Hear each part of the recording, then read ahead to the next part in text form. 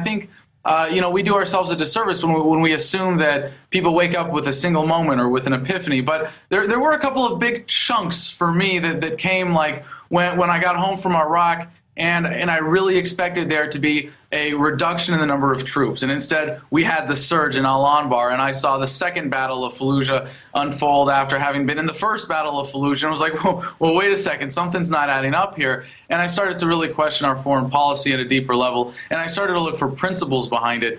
And I got out of the Marines only because really I was satisfied with my service in the sense that I'd had enough. One tour was enough, risking my life once. Actually trying to go back, I didn't go back again because I got in trouble for bringing a pistol back the first time, and seeing the hypocrisy in the way that the military organization handled that was very frustrating to me. And to be honest, getting in trouble and being a bit of a troublemaker in the Marines had me leave in a way that I was just disgruntled enough to really start questioning things. And I'm very grateful for that. I mean, I think it kind of speaks more to my personality as being a troublemaker or having a certain disdain for arbitrary authority in the first place that got me in that situation. But I'm really grateful that it turned out that way and that I was given the combination of statist military experience with an experience that caused me to really wake up to the true nature of government, the true nature Adam, of power in this world. Sure. I mean, I tend to agree with you. Waking up for myself and most other people is a process, and it does tend to happen at different gateways, levels of understanding, and life is a process. We're always, hopefully, waking up more. In fact, people don't tend to sit in one spot, I've noticed historically. You're either on a trajectory to wake up and learn more and more, or a trajectory of kind of closing down and only buying into slogans. And propaganda targets people in the lowest common denominator. And the whole system is geared to make us lowest common denominator and to go with what's popular and what's easy and what's simple. And certainly I'm waking up and having epiphanies all the time and understanding. Now, on the subject of 9/11, then we'll get into milk and basic food freedom, which is so basic. Mm-hmm. I have seen you say with Luke Radowski when you had your show on RT go, well, Luke, how was it when you were first covering 9/11? Now you've grown up and don't, really believe that anymore. And then Luke was kind of like, I'm paraphrasing, but I mean, okay, correct me in a minute. The point is, I've seen you. You don't think 9/11 was an inside job, do you? That's not really true. I don't have a firm belief one way or another. I really am agnostic on it. I think it's important to keep an open mind. I am firmly confident in my belief that what the government has told us is utter crap designed to cover something up. And what that really is, I'm not comfortable coming to any particular conclusions on. And I feel like I could if I had done the research that you have, and I absolutely respect the conclusions that you have come to. And I support people raising awareness. I support people sharing any alternative to the government story of what happened.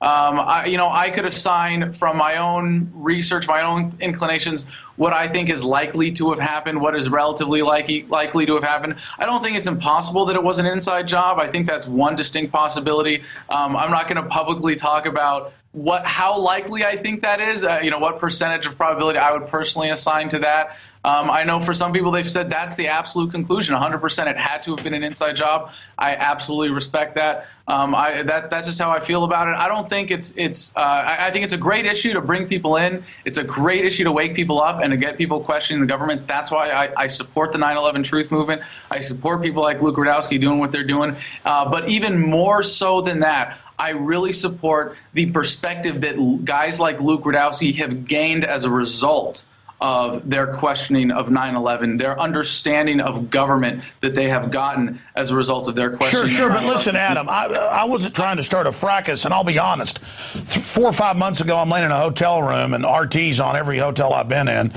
and I'm sitting there watching it, and I just kind of saw you say, well, and then you kind of grew up. It was perhaps my memory's failing on it. Then I saw a few other statements, just kind of at a glance poo-pooing it. And again, I'm not calling you out. I'm not saying you're wrong, and I'm heartened by what you've said. But I want to agree with you here on something. When I say it's an inside job, I'm saying the evidence of a cover-up and the official story being completely false end to end. I don't know exactly what happened, but I know one damn thing for sure. They're lying about what really happened. The official story is impossible, and they're using it to take my rights, and it's the foundation of the total overthrow of our republic, and that's what I'm pissed off about. And I believe one of the final levels of really awakening to just how serious things are, it's not a total awakening, but it's one of the deeper signs of it, is when you realize they staged Gulf of Tonkin. They're shooting black people up with syphilis. They're testing pesticides on foster kids, still doing it. Atomic soldiers, they know DU's deadly. They're shipped tens of thousands of guns into Mexico and drugs back in. When you realize we've got a criminal global mafia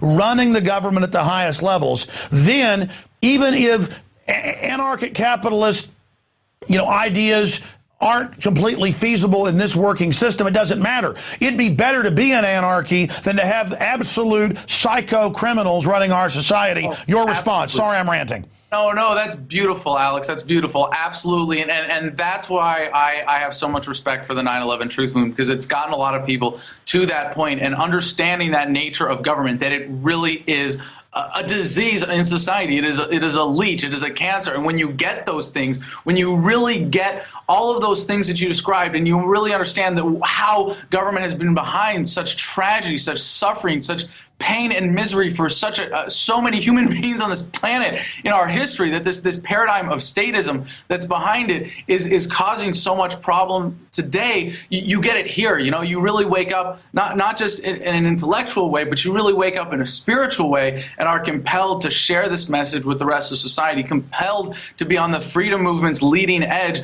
bringing society into you realize government and the state is the enemy.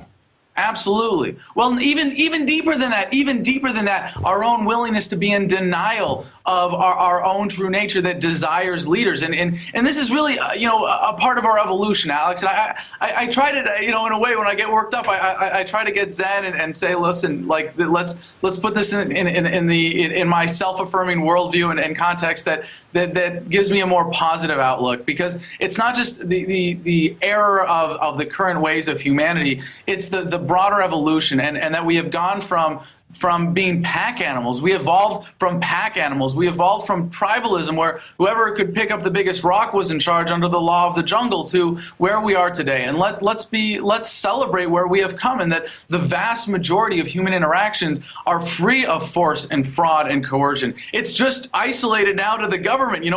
We've come a long way as a species, and we as libertarians who want to reduce government further by saying, look, let's observe moral law in all of society, not just everything that's not government. Let's hold everyone accountable. Let's embrace morality to its full extent and respect each other's liberties. We are bringing humanity into the next phase of evolution. We are sharing something that is how humanity is going to realize its next level of potential. And you know what? When we get there, when we get to that point, when we overcome the paradigm of statism, and I see it as something happening over the next 20 to 100 years. Some people say sooner, some say a lot longer. But there will be the next challenge for our great grandchildren to overcome, and that's just part of the beautiful evolution and what it means to be a human being in the world today. Well, Adam, without getting into a debate about Darwin's evolution versus evolution, we know cars evolve, we know computers evolve, we know technology evolves, we know viruses evolve, we know bacteria change. And you're absolutely right. We go from hunter-gatherers and bands to tribal groups, and then to agrarian groups, and then into city-states, and then into states, countries, empires. And there's no doubt that without saying the name of the video, because it's a family show and I've promised to even control myself, I happened to see a video this morning. I didn't have time to watch the whole thing, but I watched most of it. And you're talking to this mindless neocon woman, and about supporting the war, and it's warning, supporting the war in Iraq will make you sound like an effing moron. And it's true, and I proved it. Well, I mean, sure, she's always against, briefly talk about that little interview. You were going to the Koch brothers event.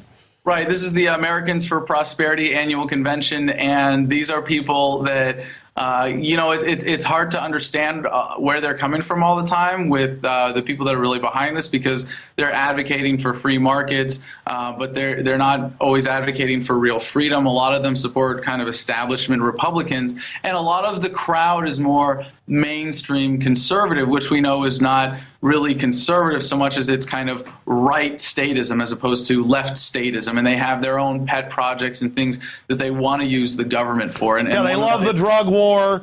But how can even these mainline right-wingers like Mitt Romney, for open borders, abortion, gun control, carbon taxes, wrote Obamacare, and I'll tell them this, they go, I don't want to hear that. I mean, these people really are a joke. I mean, they're as dumb as the Obama supporters. I mean, if they say they're mainline Republicanism, but they don't even follow that.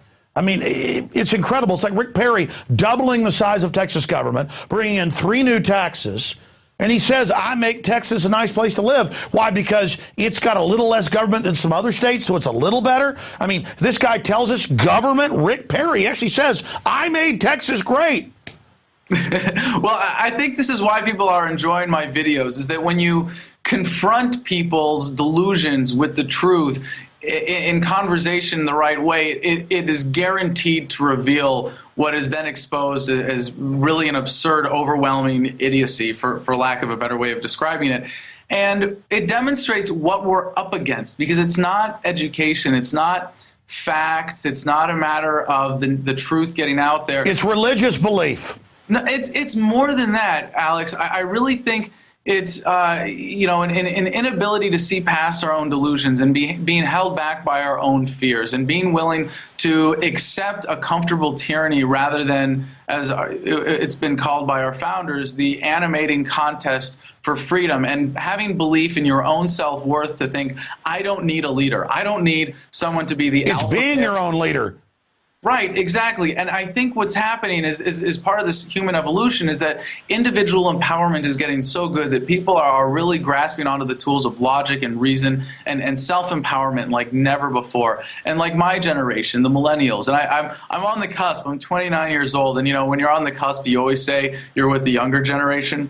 But the millennials, those of us who grew up with the internet, and I know you think the same way, but you're a little bit older, and not everybody, as you know, who's older is able to adapt to this new form of information war, this new way of looking at the world through the internet, taking advantage of the tools that are available to us. But my generation, almost all of us have it hardwired in a certain way. You can lie to us, but you can't get away with it for very long. And when we have the truth button right there, one click away, we can go to Infowars.com. You can use the Google. It's all right there. It's very, very difficult to hide the truth these days. Well, you're right. It's a giant divide where there's so many old folks who are already awake, so they're already on board with us. But I notice we don't get a lot of new old people. I mean, 60 and above, because they still are watching TV. They've got a computer to go, check stock prices or, and children. Yeah, see emails of the grandkids or see jokes, that their kids send them. But they are not checking things. They're not, and they still don't know who Ron Paul is, some of them. It's like because the media has tried to ignore him. But going back, just to quantify, I wasn't criticizing people having religious beliefs. I'm saying politically, it's almost like a dogmatic. Oh, yeah. No, the attachment to the religion of statism is the same as the attachment to any religion. And I have great respect for people of personal faith and great disdain for people who feel like they need an organized religion to relate to God. Exactly. Organized religion is the problem. But just quantifying my thought here, I went to our family ranch this weekend, and they've got a deer camp down there. We lease it to some deer hunters. And I'm over there, and they all knew who I was. So, I mean, that's the problem now. I can't even just, they're like, when we leased this, we didn't know it was Alex Jones. And I'm going, yeah. And I like some of your show, but is 9/11 really an inside job? And the guy looked at me, and he said, are you a Christian? And I said, yeah, I'm a Christian. He goes, well, so am I, but there's a lot of holes in that. And he goes, I choose to believe it's not an inside job. And by the way, these guys were all engineers. They were all real smart, and it was profound. I said, you choose. And he goes, yep. And this was a smart guy.